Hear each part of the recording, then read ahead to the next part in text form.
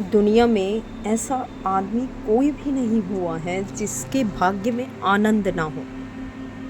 इसलिए कभी भाग्य को दोष मत देना, दोष भाग्य के कंधों पर मत डालना। ये तरकीब मत करना, दोषी तुम हो, भाग्य नहीं है। भाग्य के निर्माता तुम हो।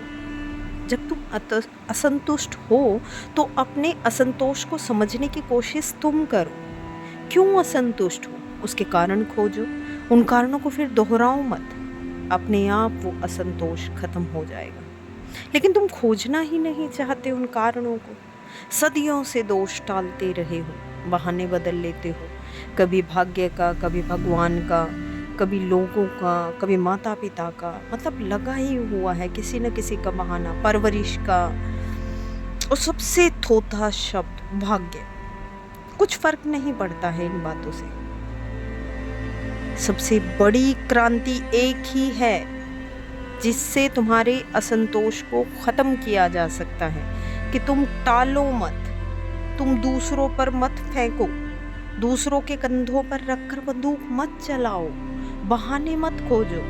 साक्षात करो, सीधे सीधे अपने जीवन के रोगों का ठीक ठाक विश्लेषण करो, डायग्नोसिस करो, निदान करो।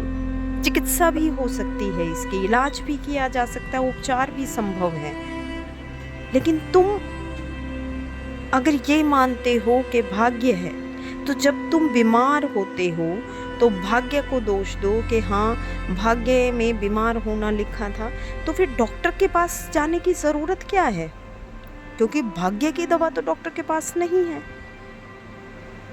कभी तुम समाज का बहाना लगाते हो कि समाज ने ऐसा किया, परवरिश ऐसी हुई, माँ बाप ने ऐसे गलत संस्कार दिए, हमें दमित कर दिया, दमन कर दिया, इसलिए हम उलझे हुए हैं। हो सकता है ऐसा हुआ हो, आपकी परवरिश ऐसी हुई हो कि आपको कुंठित भावनाओं के साथ बड़ा होना पड़ा, पॉसिबल है। लेकिन इसे ना बदलने की भूल आपकी है, इन बीमारियों को ना खोजने की भूल आपकी है। इसलिए अपने आप को संतोष में लाने के लिए सबसे बड़ा तरीका, उम्मीद ही छोड़ दो, आकांक्षाएं ख़त्म करो। बिल्कुल, जो जीने को मिल रहा है उसे जियो, जी भर के जियो, खुल के जियो। जो चल रहा है चलने दो, चलने दो। जो पीछे छूट गया है वो छूट गया है, उसमें कुछ नहीं किया जा सकता। माँ बाप बेकार थे, समाज बेकार था, भाग्य बेकार था, जो भी आपको लगता है। लेकिन जो कुछ भी तुम बदल सकते हो वो एक ही चीज़ है, अपनी फालतू की इच्छाओं और आकांक्षाओं को सीमाओं में रखना सीखिए। जैसे ही आप उन्हें सीमाओं में करने की कोशिश कर लेंगे और हो जाएगा, यकीन मानिए आप संतुष्ट हो जाएंगे। ये इकलौता तरीका है खुद को संतोष में रखने का, संतुष्ट होने का। धन्यवाद।